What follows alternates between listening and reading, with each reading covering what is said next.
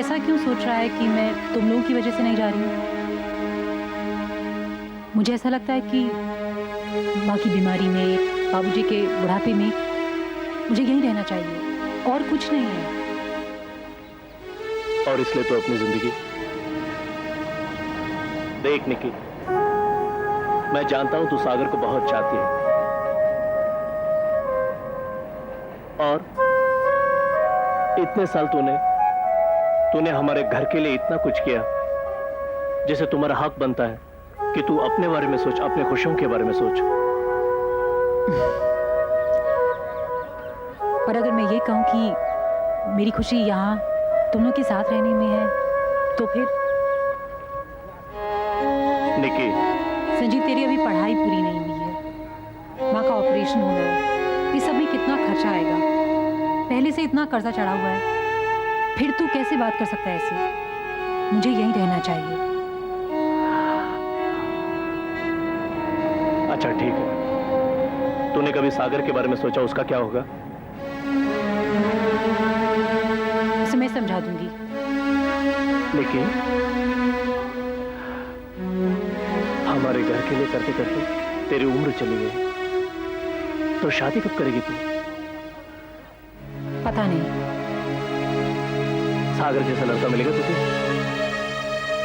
मुझसे सवाल क्यों पूछ रहा है जिनके जवाब मेरे पास नहीं है? और मुझे ये बता, बाबूजी माँ का ऑपरेशन करवा पाएंगे? घर कैसे चलेगा? हाँ? देख निकी, जब तेरे हंसने खेलने की उम्र थी तब तो काम करने लगी, बचपन को बहुत पीछे छोड़कर तू जल्दी से बड़ी हो गई। इसमें कौन सी बड़ी बात है? यहाँ के हर एक घर में ऐसा होता है।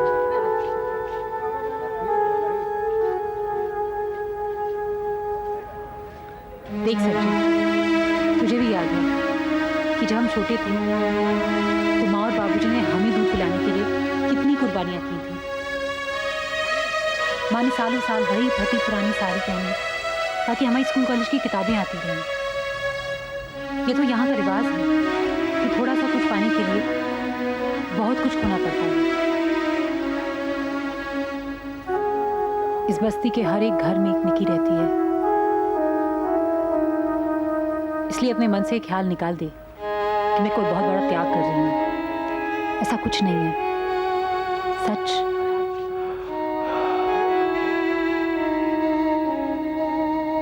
मैं ऐसा होने नहीं दूंगा, लेकिन मैं सागर से बात करूंगा। सागर, तुम्हारा फोन।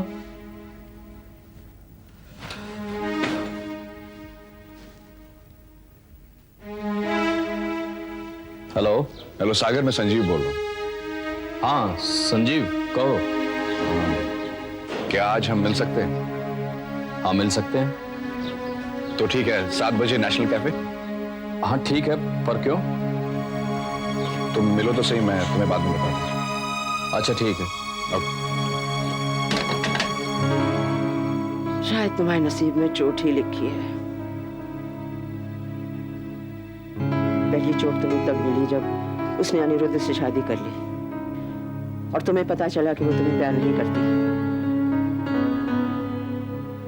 दूसरी चोट तब मिली जब तुम ये जानते हुए कि तुम्हें प्यार नहीं करती और सिर्फ अनिरुद्ध को ही चाहती है, तुमने उससे शादी रचाने की कोशिश की।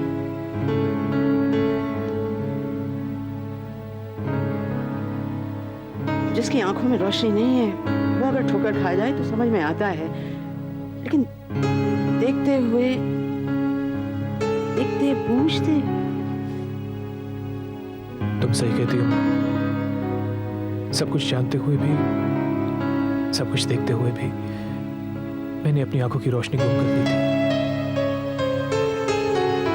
क्यों मां,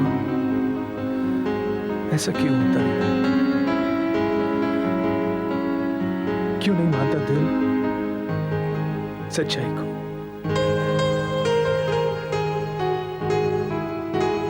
क्यों नहीं?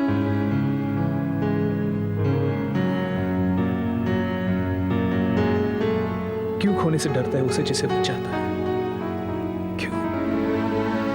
बेटा, इसी को प्यार कहते हैं।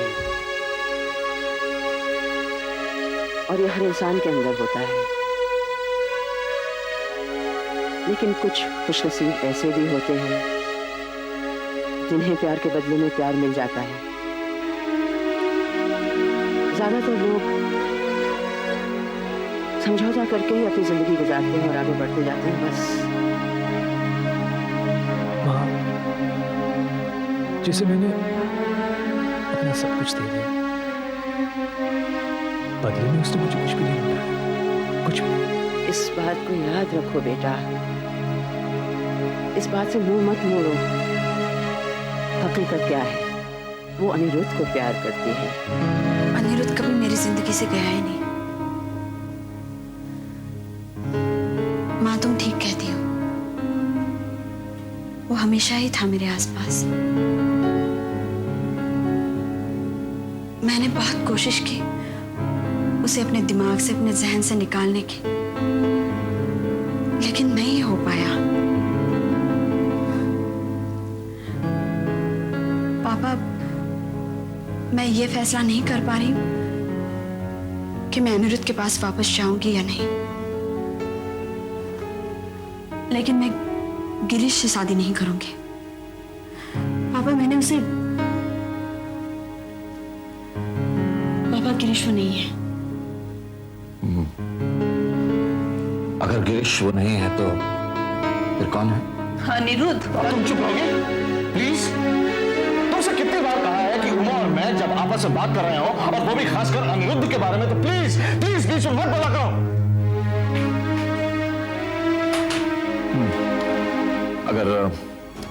अगर वो गिरीश नहीं है तो फिर कौन है?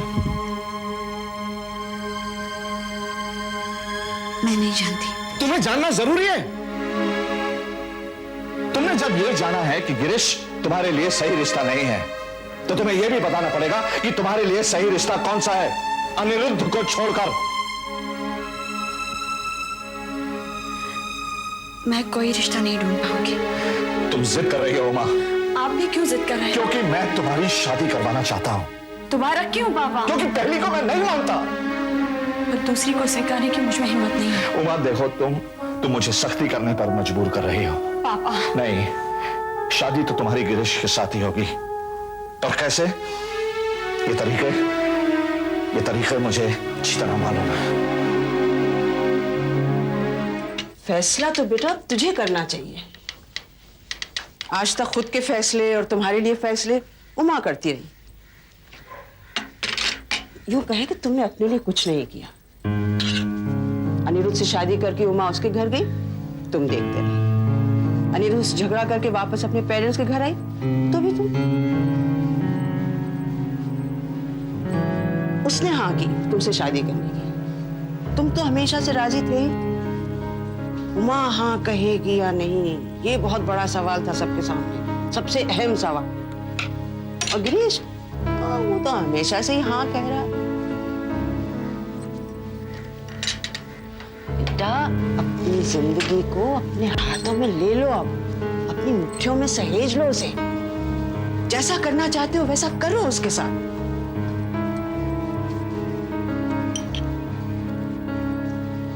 और गिरीश बेटा, किसी से प्यार मत मांगना कभी। तुम्हारी किस्मत में होगा तो तुम्हें मिल जाएगा, लेकिन अगर मांगने पर ना पाओ तो तकलीफ होती है ना।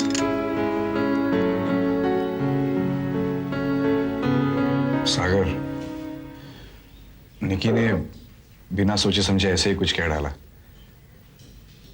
उसकी बात का बुरा मत मानना, वो पागल है। उसे तो करनी ही है शादी, उसे शादी से इनकार नहीं है। उसे इनकार शादी से नहीं है संजय, उसे इनकार गृहस्थी से है। उसे इनकार अपने हालातों से है, अपने घर के। नहीं सागर, मैं वो सब कुछ देख लूंगा। संजीव, सिर्फ मैं देख लूंगा या मैं सब संभाल लूंगा, ऐसी बातों को मान नहीं पाएगी वो। उसे ये बताना पड़ेगा कि जो 1700 रुपए वो हर महीने की पहली तारीख को कमा कर लाती है, वो कहां से आएंगे, है ना? क्योंकि तुम्हारा घर उन्हीं पैसों से चलता है, नहीं? तुम्हारी माँ की दवा भी उन्हीं पैसों से आती है। जी। बाबूजी की फैक्ट्री बंद हो गई, तनख्वाह बंद हो गई, शराब बंद नहीं हुई, वो भी उन्हीं पैसों से आती है। निक्की चली गई तो ये सब कहां से आएगा? कहां से आएगा ये सब? मतलब इस सवाल का जवाब तो वो मांगेगी ना।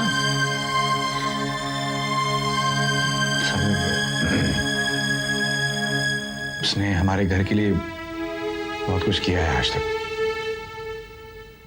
अब उसे हमारी चिंता करने की कोई जरूरत नहीं है। उसे भूल जाना चाहिए सब कुछ। संजीव, सिर्फ बातों से पेट नहीं भर सकता।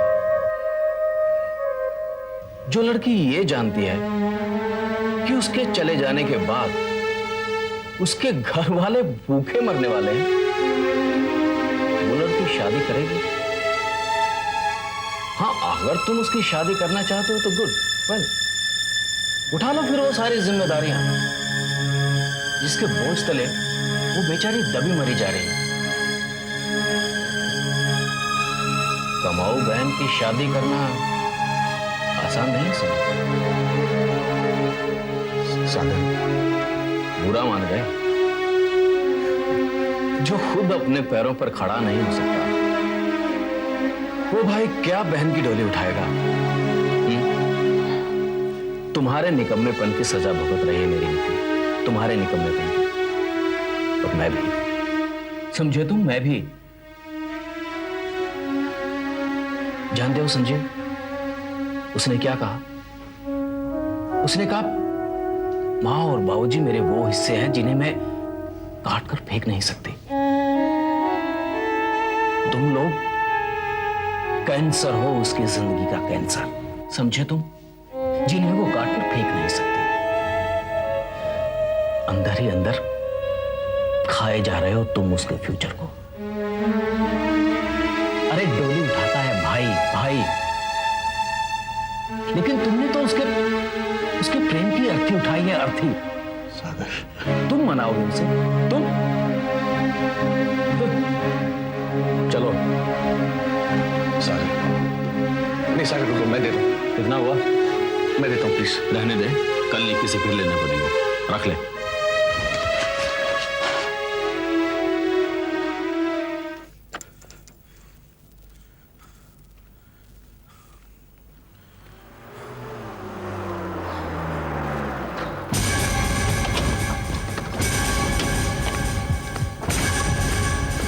क्या हुआ? क्या हुआ?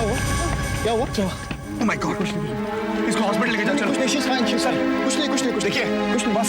नहीं, she's fine, she's all right. ये रखो आप कुछ दवाई के लिए सब। She's all right, she's all right. She's not all right. She's all right, she's all right. Okay, कुछ नहीं, चलो, come on. ये क्या है? कुछ नहीं। जिसको जो चोटें आई होंगी, ये कुछ फल फ्रूट और दवाइयों के लिए। दवाइयों के लिए? हाँ? अबे चल! ये देख, गरीब लोग कभी फल, फ्रूट्स और दवाइयाँ नहीं खाते। उनकी चोटें वक्त के साथ भरते हैं, समझे? और अगर नहीं भरते ना, तो दाग रह जाता है, दाग। लेकिन उनको जो खून बहा तो इतने से खून के लिए इतना सारा पैसा? चाहे तुम पैसे वाले जानते हैं। तेरे बाप क्या करते हैं? बाप? हाँ? धंधा क्या है? धंधा बाप का। कंप्यूटर। बाप का धंधा क्या है? कंप्यूटर का पार्ट बेचते हैं। कंप्यूटर के पार्ट्स बेचते हैं ना? वैसे हम गरीब लोग खून बेचते हैं। क्या बेचते हैं? क्या बेचते हैं? खून बेचते हैं। ये हमारा धंधा है, हमारा बिजनेस है। और ये जो खून चढ़ता है तुम लोगों में, ये हमारा बेचा हुआ होता है। भाई साहब, खून लेके चल, पैसे उठा चलिए, आप चलिए प्लीज, आप चलिए, आइए बैठिए। पैसे देता है, मारूंगा पकड़ के। अरे संजीव, आप जाइए सर, इनको छोड़िए मत सर। संजीव, मेरी बात सुनो, आप जाइए ना प्लीज। छोड़ो ना तेरे को। संजीव, पैसा देता है सर। संजीव,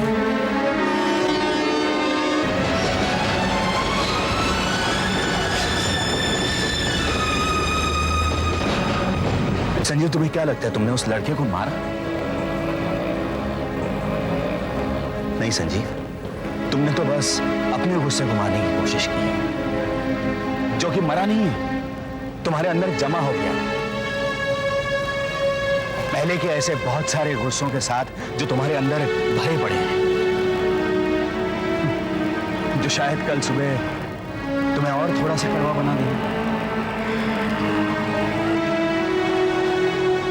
लोग कहते रहे कि संजीव बदल गया है, लेकिन मैं जानता था कि तुम बदले नहीं हो, बस तुमने अपना गुस्सा दबाया है। संजीव, तुमने रविराज को अपने घर से निकाल दिया। वो आदमी जो तुम्हारे पास प्यार का हाथ बढ़ाने आया था, तुमने उसे बेइज्जत करके घर से निकाल दिया, जलील किया। तुम्हारी सभ्यता कहां गई है संजीव? और फिर ये गुस्सा किसके खिलाफ है? क्यों है ये गुस्सा? मुझे पता नहीं सर, मुझे वो आदमी बिल्कुल पसंद नहीं है। तो हो सकता है तुम भी किसी को पसंद ना हो। देखो संजीव, कानून इस बात की इजाजत नहीं देता कि जो पसंद ना हो उसे बस मारने निकल जाओ। संजीव, मैं नहीं चाहता कि तुम मेरी नजरों में गिरो। मैंने हमेशा तुम्हें अपनी नजरों में, अपने दिल में संभल कर रखा है। मैंने हमेशा तुम्हें एक ढांचा देने की कोशिश की है अपनी सोच में। मुझे चोट मत पहुंचाओ संजीव। इंसान खुद को कभी भी खुद की नजरों में नहीं आंकता, वो सामने वालों की नजरों में उठता है, गिरता है। मेरी नजरों में उठो संजीव, मेरी नजरों पर बोझ मत बनो।